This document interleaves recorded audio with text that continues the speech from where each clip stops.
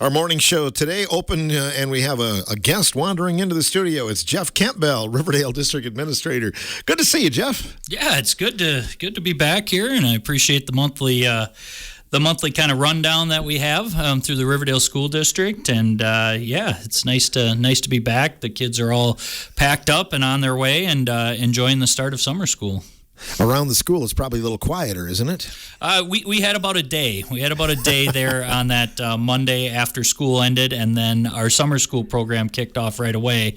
I would say if it ever can be quiet around the school, that's probably the best time. Since that time, our summer school is off and running in the mornings and then in the afternoons. But got a lot of projects and things that we're working on and moving forward here into the new school year.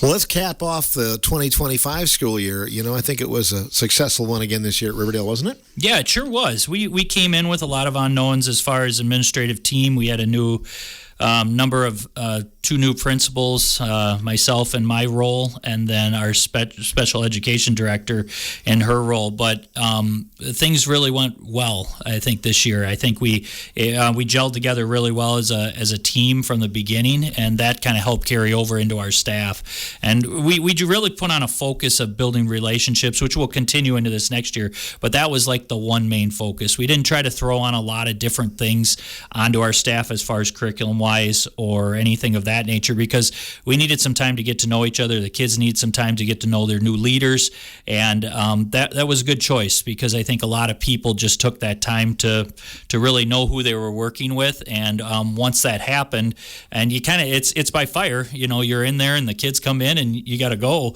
And being first with some of the first year administrators we had, they did a good job. They got to know the kids, they got to know the families, and everybody seems really content with the hires that we have in those roles. So they're just great people, and I think it rolled right with that relationship building, because they took it on themselves to do that with the staff and students in each building too. And then we just had I think you talk about the summer and you talk about the recap and why things go really well is we just have some great people that work there. My office, in the district office, we have Leah Babel and Mindy Cradwell, just do a phenomenal job, and they've been there a long time. So this year I really relied on them quite a bit, and it's a big reason why we were able to have a successful year. Our office staff at the junior high school, Becky, me, Sherry Troxel, they've been there a couple years in those roles. I worked right with them. Helping a new person come in and make that transition was really well. And then also at our elementary with Sarah Williamson, has been there a couple years now. And then Judy Makovic, who we had on here, she's been at Riverdale since the 60s. So to have those people kind of helping make the transition, that makes a big difference. And then you look at the changes we did have. Tim Redmond in the maintenance department and Peggy Post in our food service department. Those people weren't new. So, you're really, in my role, I depended on them a lot this school year just to kind of get the grasp of how to handle the entire school altogether. So, those people are people behind the scenes. You don't hear of them much, but they make our school run day to day. So we really appreciate what they've done and made 2025 a great year. You have a good combo on staff of people that are not originally from the area, but people that are. And I had an administrator many years ago tell me, well, when we hire, we like to always bring in outside people because they have new ideas. But I think there's a little bit of this, a little bit of that. But you've always kind of gone with the hometown people, haven't you? Yeah, we have kind of the people that we're comfortable with within our district that knows, our district. It's nice to bring in some new ideas here and there from the outside, from different places. But you also have that time that they need to get to know the place a little bit. We kind of pride ourselves on that, because we want our staff to understand as you work your way through the district that we appreciate your work, and we like to kind of reward you if that's an area you want to go into, that you have that opportunity. And I've always appreciated that at Riverdale. I've had that opportunity at least to interview for positions within the district and kind of looking internally. And that's kind of the board has been that way too.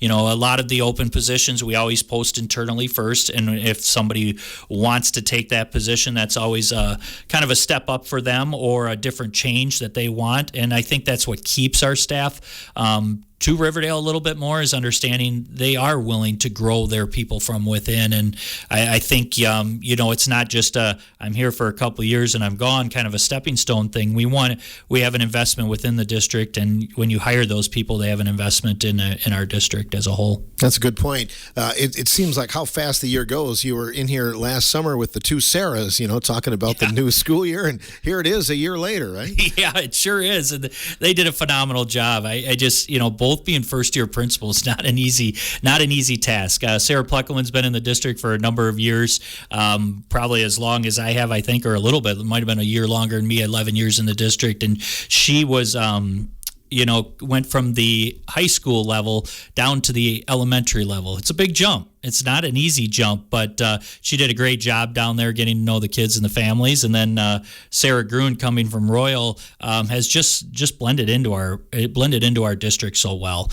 Very, very happy with what we were able to get with administration for those two roles. And it's it's interesting to see, because it's like the Sarah thing we had to work out. I had to work out that somehow, figuring out who's who when we're in meetings saying Sarah's going to do this. Got confused a couple times, but we were in good shape. But it's just, Sarah's been a popular name in our district. We have a number of teachers, Sarah, and it's just trying to work that around. I guess that's what you have to be to get hired at Riverdale. But they did a great job, and they progressed us forward as a district, and that's what we were looking to do. Spring sports went quite well, didn't it? Yeah, it did. I felt like our softball team came together towards the end, really had a nice year. They had a nice young group of individuals that pulled through towards the end, won a tournament game there, and then went down and lost to Mineral Point, who ended up at the state tournament. So I guess if you're going to end your year, then you ended the team that made it the furthest. And then they'll be looking to come back next year with most of their team back, which will be a good year for them. And then the baseball team had a nice solid year, just a little bit under 500.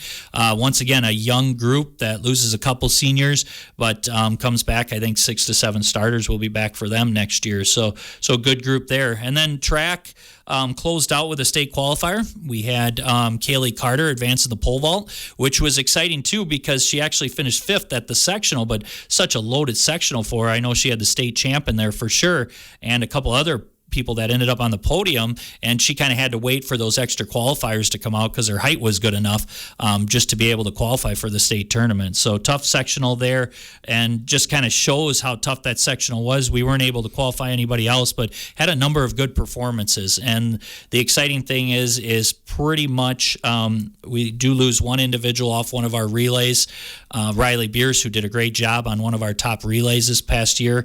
Other than that, all those people come back again next year. So we're looking for a lot of great things. That was Kaylee's second trip to state, and in the pole vault, it just always surprised me. I got a chance to go down there and watch her, and it just surprises me what she can do. She's not the tallest person in the world, but can really vault like any of them down there, and you could see she really belonged there. So good for her, and she'll be looking for a third time next year, along with, I think we'll have another number of group of people that will make it down there next year. Does Riverdale have a trap shooting team? Yeah, we do. So we co-op with Highland with this. It's school, or as far as using our name, it's not really school affiliate. They use the trap club in town, but we recognize it because it's a great program for our kids, and we recognize it as far as in any accolades that they end up having, advertising for sign up, things of that nature. And our trap shooting team came back as state champs this year. They were close last year, but pulled it out this year. Just a tremendous program for our kids to get involved in. We have a number of kids that are involved in that. We had 2 individuals, Taryn Miller, who finished second in the girls division, and then Jordan Bumkamp, who was second in the boys division. And last year, he actually had won the top position for our trap shooting. So great job. Greg Miller helps organize that along with a number of other people. He's usually the contact that we have through the trap shooting program, and kind of keeps us up to date. And so we want to recognize those kids for the great job they've done. So another avenue that kids are going out to and succeeding in at Riverdale. It's amazing when you see the numbers, like how many times they hit the target or whatever. I'd probably maybe luckily hit it once. That's what I'm always amazed. I think I saw Jordan last year when he won his top title, and I was like, man, and he was like, oh, I missed a couple here and there, and I was like, phew. I'm like, yeah, just a couple. I'm like, out of 100 times shooting, that's a couple's interesting. I'd be a lot lower down that route, but good group of kids that competed on that championship team, and I knew they had a shot this coming year to do that, and they were able to pull it out this past weekend. The FFA state competition, the convention went on last week. Riverdale had some students there, right? Yeah, we did, and I know probably don't have everything that went through, as Callie was just getting back and she's rolling into tractor safety already. So I didn't get to talk to her about the entire convention, but it sounded like it went really well. I was able to get a couple things that they were able to receive for awards, and some of this stuff is kind of the first time we've had a student at this level. So they are exceeding expectations in that program and continue to build. They did receive the Pride Award, which is promote, recruit, inspire, develop, and educate, and that was for that for our district. There were a number of area school districts that received that, and it's just good to show that FFA is strong in this area. Jordan Bumpkamp was third overall in a diversified egg production. He was the section winner in two other areas, but third overall in the entire state. So you talk about him on the trap shooting side of things, where he was second overall, and then he was third overall in that area within the entire state, and that's out of a lot of kids, Bruce, in that. We had 5 state degree recipients. This is the highest degree that's given at the state level for FFA. And then we had actually 2 representatives on the panel that select the next FFA officers that we have. So, a lot of involvement within our FFA. So even having those 2 people, they're having a say in who's going to lead the entire state, in FFA in the future. And just proud of that program and proud of those kids for representing Riverdale. And we had a number of other kids that were down there that participated in things.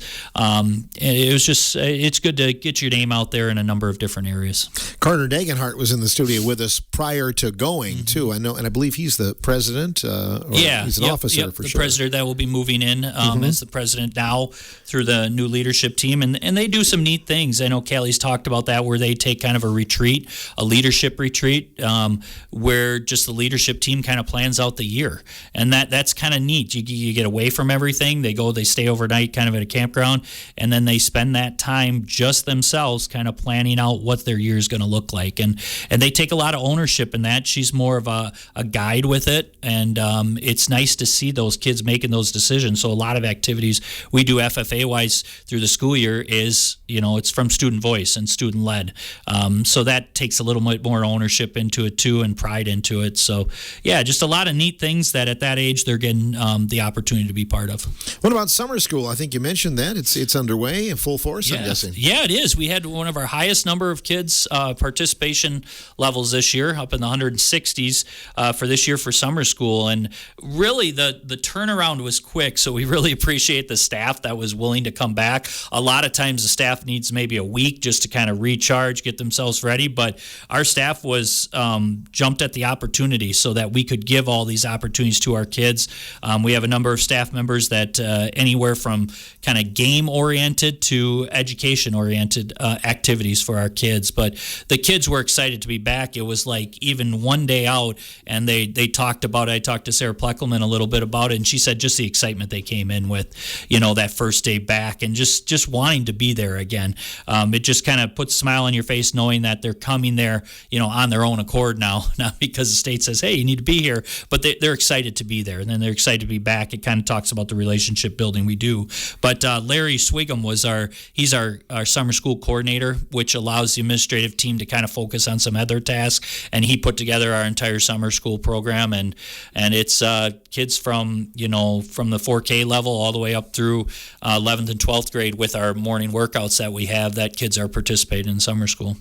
That used to be disciplinary, and back in my day, it's not anymore, is it? Not really. No, we still do have a credit recovery part of our summer school, okay. where kids can come in and gain that opportunity to gain those credits back. That part is is still going on too, but more at our elementary level, it is that way. It's an opportunity for the kids to continue to grow. We'll have our Jump Start, which will begin towards the end of July and run into August. That's more for kids that want to get a jump start onto the school year, so we don't hit that summer slide as much coming into the fall testing period. But I think that's always but it's a jump start part, but it's a enjoyable part too for the kids and the teachers to kind of take things. It's not really a sit down and you're going to work on these sheets or do this. It's a fun way of getting kids involved into jumpstart into school. And then our 4K kids get their first opportunity with school. So they'll come in an entire week in a small group. Each kid will take 1 week, and it's nice because it gets them a little adjusted to school in a little calmer time than when everybody comes rolling into school at one time. You have to be proud that Riverdale was recognized. You won an award this last year. Yeah, we did. This just came out from the DPI. It's something that they used to do before COVID and now have started up again. And this, we are a school of recognition. So with the School of Recognition from the Department of Public Instruction, this was our elementary school and our junior high.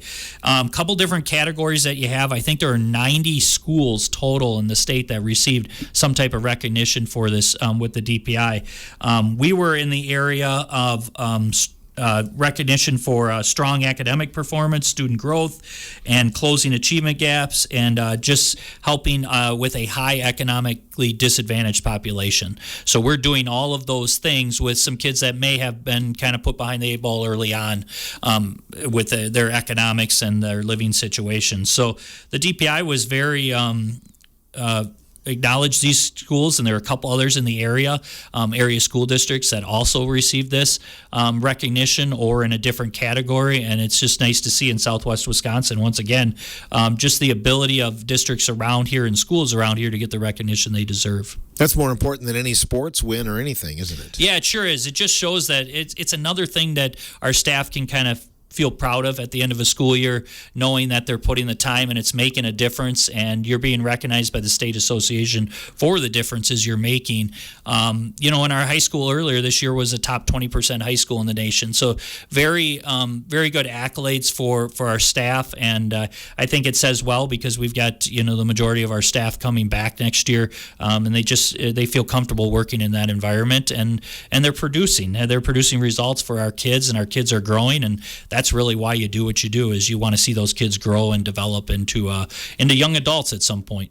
I think that's what you want, and I think whenever I've attended anything at Riverdale schools, I get the impression that it's a real family atmosphere, and I think that has to be one of the reasons why you have success, isn't it, Jeff? Yeah, it is. It's the family dynamic. The kids come in, the kids are excited to be there, the staff's excited to be there, and we're kind of all pushing for one thing.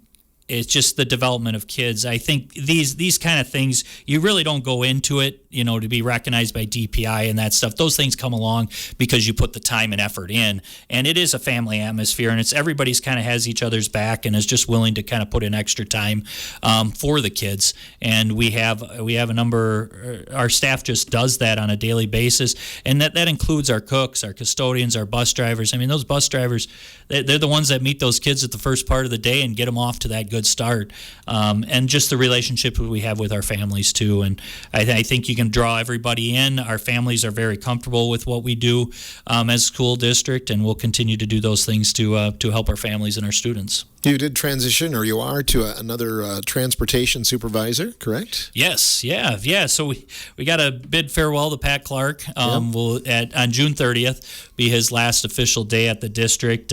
He's enjoying some time right now, I think, away, using up some of that vacation that he never had the opportunity to use. I mean, that tells you another thing too. A guy that puts 40 plus years into the district, really had a great working relationship with Pat all the way from when my family, when we went to school there. Pat was the guy we called at the bus garage, and my family always had great respect for him and the job he did, and then rolling through and being able to work with him in a couple different roles as dean, as principal, and now as district administrator. I just have a extreme amount of respect for the guy and wish him well. And he's one guy, you ask him where people live, computer age now, you're like, what's that address? He'll rattle it off right for you. This family was here. This family was before that. He just knows that things, and that shows somebody that cares.